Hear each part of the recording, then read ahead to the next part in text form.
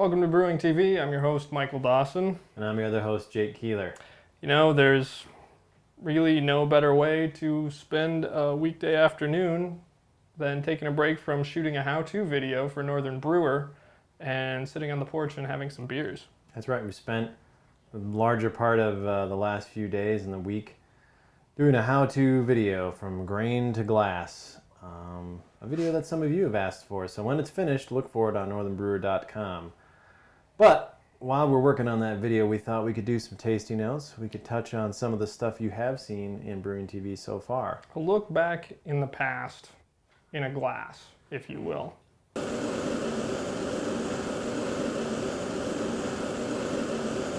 So right now, we're working on some of that Worth Pale Ale. From episode 3. Episode 3, we had the lucky opportunity to go down to Northwood, Iowa, spend some time with Peter Ausenhuis, and look at his operation down there. And Dawson decided that we should brew up a Worth Pale Ale. And what's different about this pale ale? Can you taste the special B? Peter uses special B in his pale ale, which still strikes me as kind of an unconventional addition to an American English style of beer. Can you pick up any of those raisiny notes? It wasn't a lot. A little bit, you know, on the back end. The hops are pretty well balanced. It's not a hop bomb by any means. It's a well balanced beer. A lot of flavor, a lot of flavor. And I think this has more of a malty kick to it that I'm not used to in a pale ale, and the color too. Is obviously a little bit darker than you would expect. It's definitely ended up kind of English influence. It's got a real chewy, toffee, malty kind of character, bready. Chewbacca, right? Chewbacca. Credit for some of that probably goes to the yeast, the Y yeast 1450. It was used. It's a malt accenting strain. It's very nice. Now this beer is in a scarce quantity. I think you only were able to collect 1 gallon of this beer. We saw the Flame Out edition of lots and lots of backyard 2009 crop Centennial hops, whole hops. Clogged the boil screen. Not naming any names for the manufacturer of this boil screen, but it clogged pretty good. And you had to get to daycare. You were had to pick up the kid. End of the day, and so just scrapped the plate chiller, used an immersion chiller, and then dumped the thing through a funnel into a carboy, and the whole hops clogged the funnel, and wound up, with that much beer in a 6-gallon carboy, and that much of it was just sediment, just trub and cold break, and well, that being some whole said, hops. I mean, this turned out really well. Yeah. I mean, so that's probably the last pint of it, so you should savor it. Well, I'm glad that I'm not the only one who screws up on brew day. Well, it wasn't you, right? I mean, it was the faulty tools, faulty machinery. As Pee Wee Herman would have said, only a bad musician blames his instrument. Speaking of screwing up a brew day, do you have a supply of muslin bags at your house? Ha ha ha ha ha ha ha. How did that ESB ever turn out? It turned out great. I actually have a growler of it here that we can taste. There is something though, an indication of the mishap of the day. The unorthodox grain color extraction technique. Yes. I do think it's a little pale. It lost a little color from the way that we steeped those grains, but I don't think it lost any flavor. So it's just a very pale example of an ESB. But let's give it a try. All right, let me pour you a glass. No, thank you. That's the least I can do. That's true. Almost the least. There you are, sir. Cheers. Oh man. Yeah, really light, right? It's a deep gold color. It's not what I would have expected from that much medium crystal malt, but it's a really pretty looking beer. Yeah, it looks really nice. White head. It's very clear. It's very clear. Take a sip.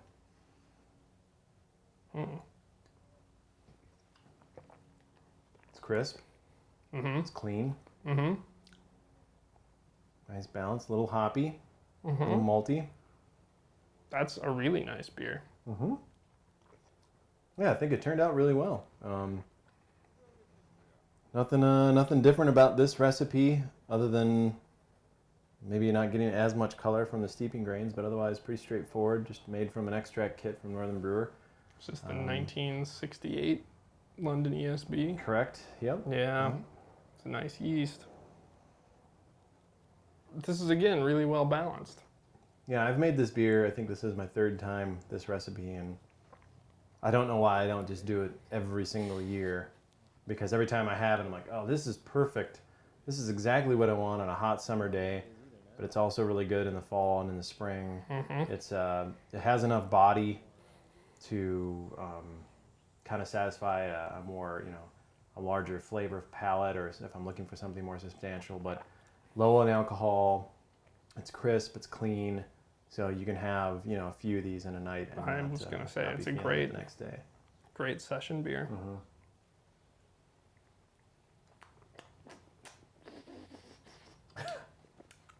I can't help but notice that there are no spices in this ESB.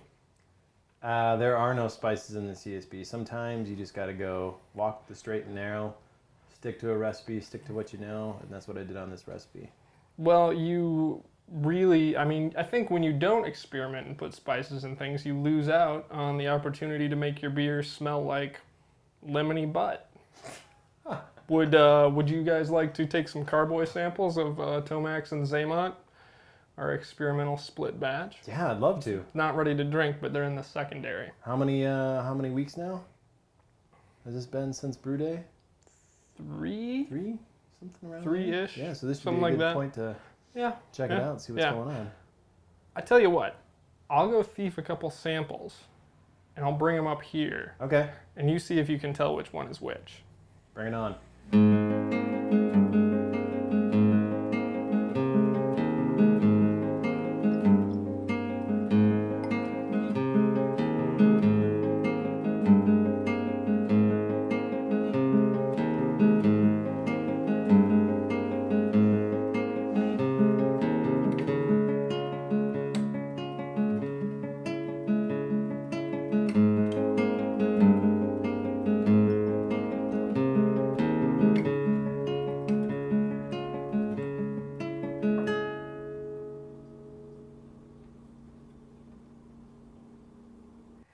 Back so soon. Our taster does not know which is which. Two beers, same wort, All right. different post-boil treatments. This one is far more clear. Mm-hmm. Almost looks like a Pilsner. This one's a lot cloudier. It looks like a Kolsch almost in color. We'll go with the cloudy one first. Ooh, that's the lemon butt right there. It's funky. It's definitely funky. Can definitely smell the lemon. Let's take a smell of the other one. Now this one smells, got a little spicy aroma to it, but pretty hoppy as well. Hey, dog. Let me take a taste. We'll go with the lemon butt funk. Ooh. All right.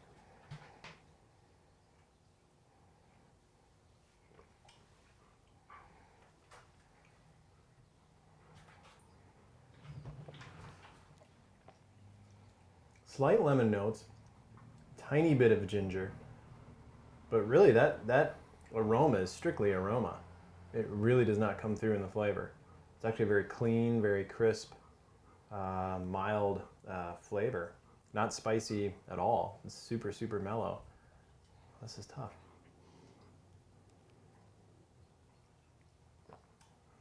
Definitely hops. Taste the hops in this one for sure, for sure. I'm gonna say this is the hopped up version. Yep, that is. That is correct. Mm-hmm. This is the heavily spiced version. Yep, that is correct. But I think the most, this tastes like a hoppy pale ale. But don't you get some kind of like phenolic-y higher fermentation flavors from that Saison yeast. A little bit. I can definitely smell it. I think tasting these side by side, I'm getting so much out of this one as far as a difference. It's changing my palate. But yeah. That one did have a lot of late hops. It was 1.5 ounces for a 2.5 gallon batch. I'm tasting more hops more than anything in this one.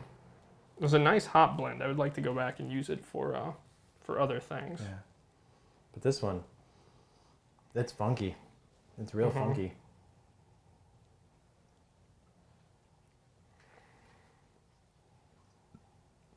It'll be interesting to taste these fully carbonated and at Cold. about 45 degrees, yeah.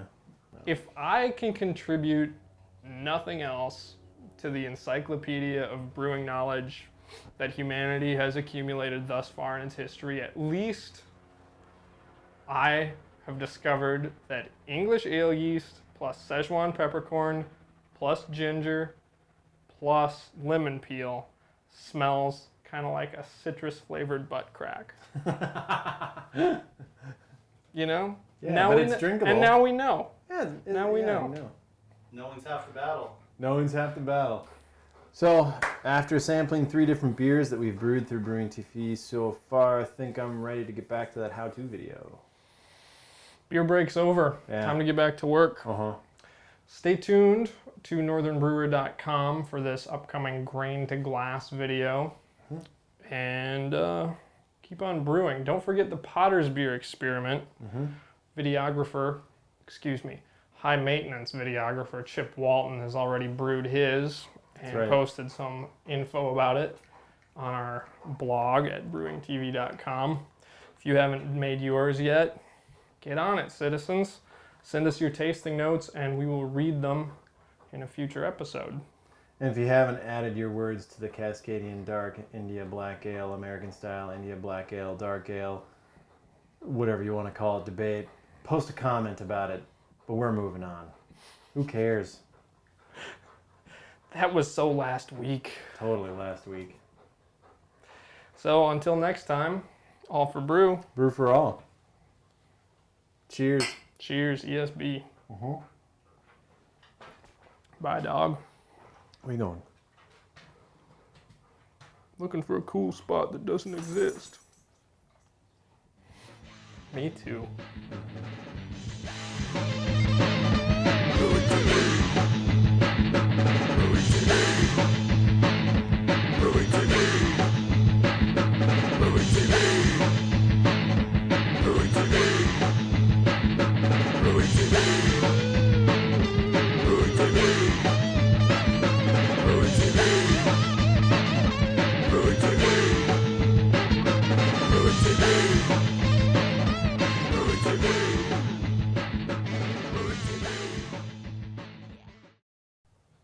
Hello, who's there? It's Jake. What's going on, Dawson? I'm phoning it in, Jake. Oh, hey, no problem. You know, sometimes you gotta take a break, and you just gotta do what you gotta do, Dawson. I'm drinking beer on my porch, Jake. You should come over. Oh, I'm so there, man. I mean, if not in body and spirit, I'm there, my brother. Man, we've been shooting this video all morning, I man. don't know, man. We even had some Domino's pizza to keep us rolling. You talk about the illusion of cinema, man. Yep. I siphoned the same beer 4 times into 4 different vessels. 4 batches of caribou slobber.